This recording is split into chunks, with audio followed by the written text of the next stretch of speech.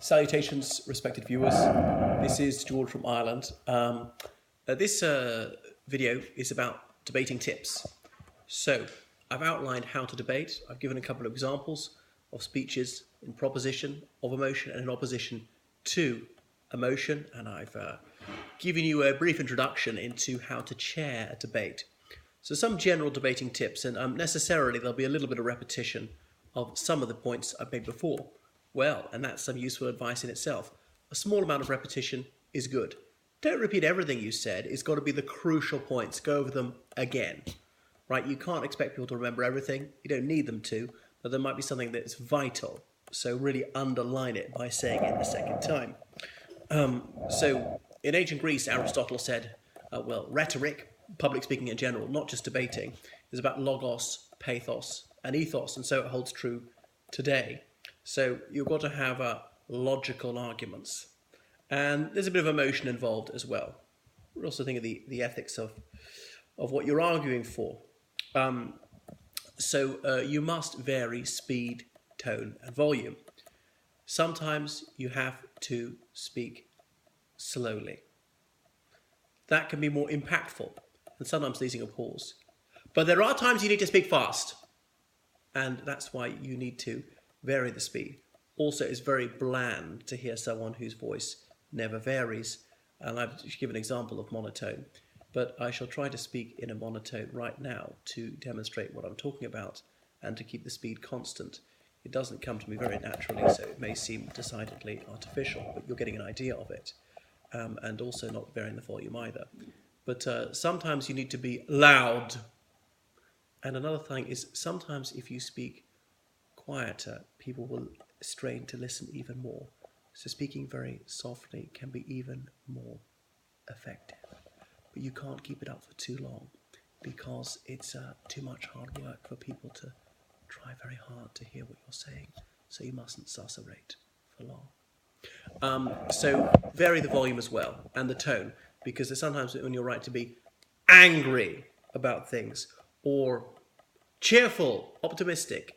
Vary it without seeming like a lunatic doing it too much. Mustn't be high as a kite, and you mustn't be too despondent, things like that, or utterly irate. People find it quite off-putting if you're shrieking in rage and just your blood's boiling. So keep it in check.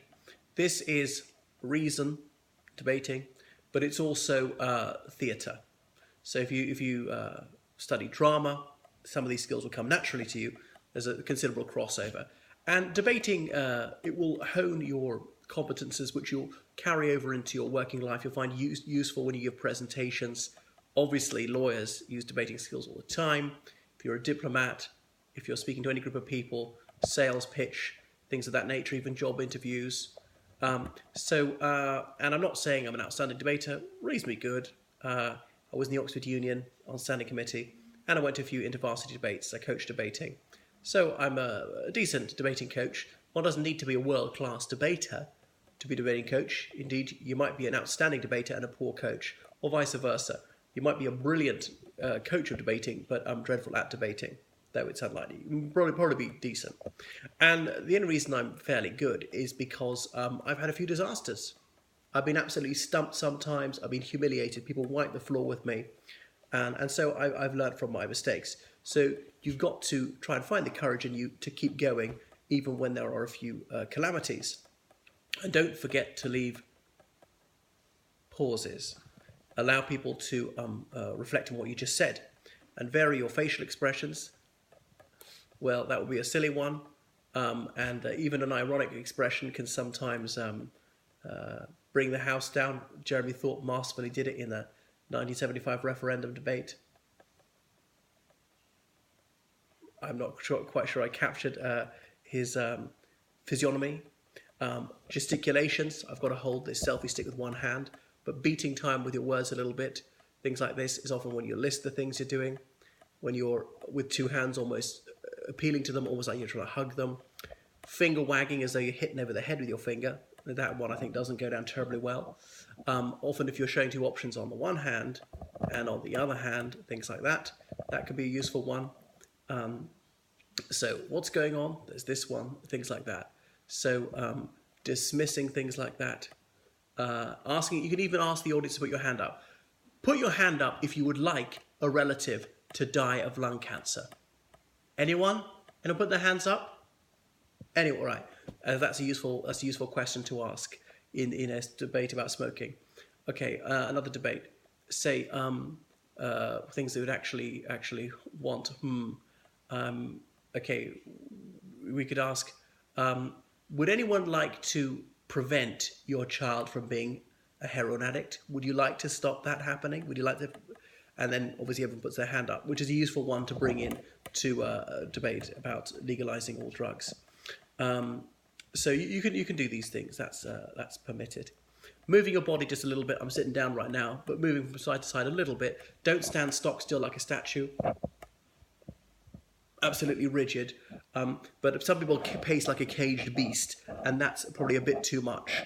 Jumping up and down and waving your arms madly comes across as silly. Come on, we're not Italian. Sorry, don't want to be Italiophobic, but going for some stage Italianness about how they're said to gesticulate very wildly. Not always true, but some cultures certainly beat time to their words a little more than others. So the right level of body movement. Take your ordinary speaking style, and you might exaggerate it a little bit because you are speaking to an audience. One thing is not to race through it, not to speak too fast. There might be bits where you speak very, very fast, but then you have to speak quite slowly. I see actors do this. They have the self-assurance to go fast sometimes and then to leave long pauses. Things like that. So they often say, come up with 4 major arguments, depending on how much time you have, and then go through them one by one in depth, then go back over, mention them. Tell them what you're going to tell them it, and then tell them what you've told them. So be courteous at all times, unfailingly polite to Madam Chair or Mr. Chairman, and to the other debaters. So you would savage their arguments. We don't insult them. The dog's come across. There's an opportune moment. Anyway, no ad hominem. That's at the person. So you attack the ideas, not the person. So don't insult them, their appearance, their accent, anything like that. That really reflect badly on you. Ad personam, verbal abuse. Well, this is a bit of a challenge, and don't let the dog come and lick your face whilst you're giving a speech. All right. So these are some tips to improve your debating. Watch excellent debaters and pick up techniques that they deploy. If you're a proposition, you've got to lay out your model, do a bit of your homework. How's this going to work? Do some research. It's a team event. Be consistent, right? People, they've got to be singing for the same hymn sheet. People in the proposition, for instance, if you're arguing to bring back the death penalty and you say we want it because it's crueler than life imprisonment, you've all got to say that. If one says we want to bring back the death penalty because it's crueler than life imprisonment, and the next one says we want to bring it back because it's more humane than life imprisonment, you've just contradicted yourself. And the role of the opposition will be to look out for these contradictions and expose the flaws in your argument.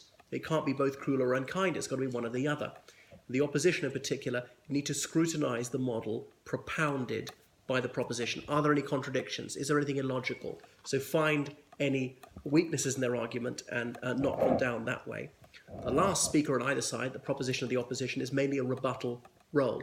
He or she might not even write a speech at all. No brief notes, perhaps. This person must be very good at thinking on his or her feet. Their speech will be largely extemporaneous. They may have made some notes as they're going along. It's completely permissible to bring pen and paper and jot things down and then notice what the others have said, what are the feeble points in their argument, and then you need to attack them on that. Both the last proposition speaker and the last opposition speaker, that role is largely rebuttal, as in hitting back at any flaws in the other side's reasoning. So these are tips about how to improve your debating.